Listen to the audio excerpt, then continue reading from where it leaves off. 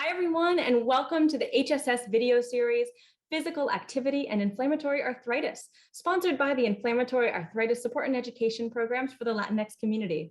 I'm Anna Balakrishnan, Social Work Coordinator for this program. Hi, everyone. I'm Zach Rogers, Physical Therapist at HSS. Hi, everyone. I'm Sonia Ronaker, Spanish interpreter at HSS.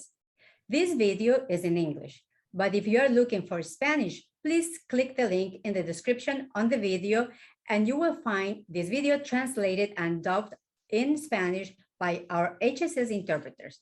Hola a todos, mi nombre es Sonia Ronaker, intérprete en HSS.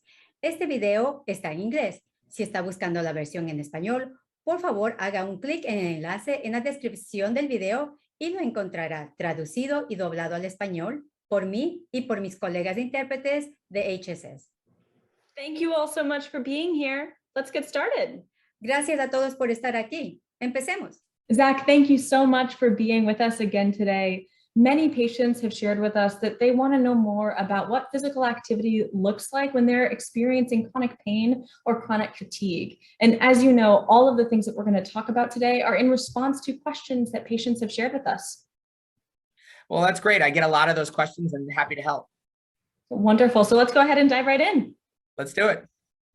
So our first question is, should people with IA exercise when they are having a flare or experiencing pain and swelling? Should they push through?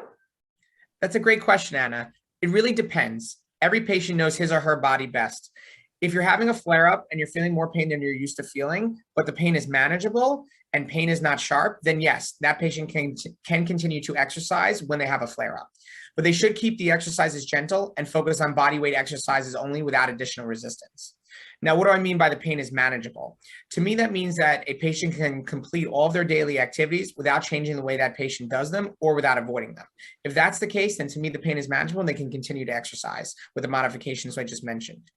But if the flare-up is more severe and the pain is sharp, then they should just focus on gentle movements and ways to decrease pain. If the flare is much higher than baseline discomfort and the pain is sharp, then we don't want to push through this. Okay, that's so important. Thank you. What about when someone with IA is experiencing chronic fatigue? Should they still exercise?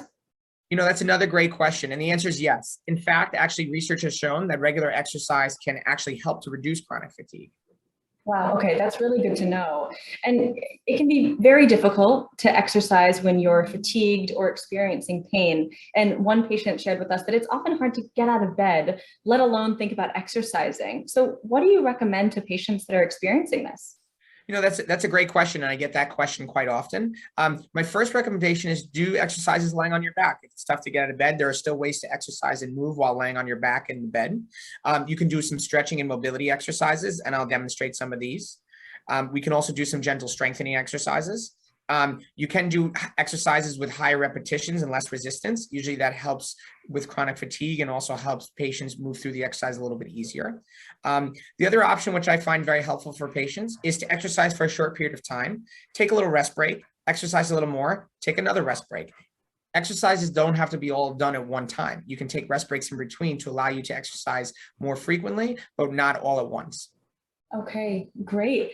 Could you give us some examples of those gentle exercises you were talking about so we can see what they look like? Sure, I'd love to. I'll demonstrate those now. Wonderful, thank you. All right, so these are some gentle mobility exercises you could do if you're experiencing a flare-up or having a lot of fatigue. The first one is just a simple side-to-side motion with your knees while you're lying on your back. So you'll be on your back flat in your bed, and you'll bring your knees up to this position, and you'll just gently move your knees side to side, rocking back and forth nice and slowly. Just a nice gentle mobility exercise for your lower back and your hips, just rocking back and forth nice and slowly.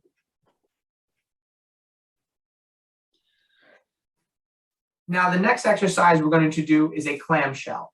And a clamshell is, again, something you could do while you're on your back in your bed. So you'll be lying on your back with your knees in this position. And what you'll do is you'll bring the knees apart just like this, and then bring them back to the center. Nice, easy, controlled motion. Move the knees back, bring them back to center. Bring the knees out, bring them back to center. Again, knees out, bring them back to center. Yet another great exercise you can do if you're having a flare-up or having a lot of fatigue for one day. So another exercise that can be done in bed is double leg bridges exercise. And what you can do for that is lying on your back, feet and knees in this position, hands at your sides, pushing through your feet to lift your buttocks in the air, and then down nice and slowly. Again, pushing through your feet to lift your buttocks in the air, down nice and slowly.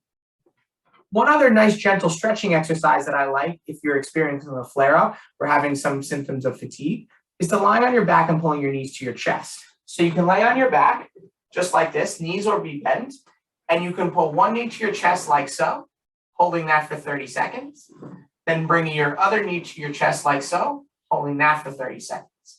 It is easier to do one leg at a time, but if you're feeling up to it, you can try 2 legs at a time and pulling both knees to your chest, holding that for 30 seconds.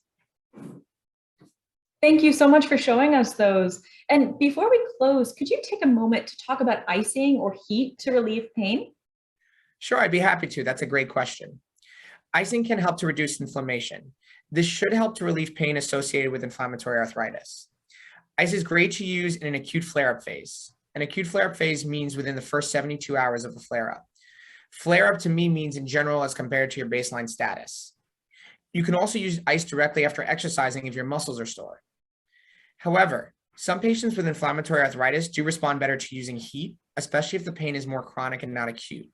To me, this means acute pain is a flare-up of 3 to 7 days, where chronic pain means more pain that's greater than 3 months at the current time. For me, I would try ice first for 15 to 20 minutes, once or twice a day. If this does not help, then I would try using heat next. You could also go back and forth between these 2 options, and you should try both of them if the ice isn't helping. If you're not sure, contact your primary care physician or your physical therapist, and that person can help guide you.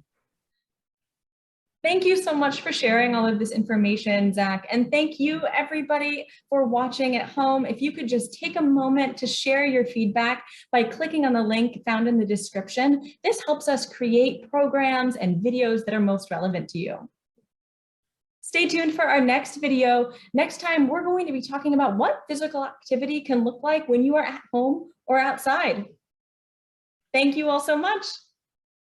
Thank you for having me today. Bye, everyone.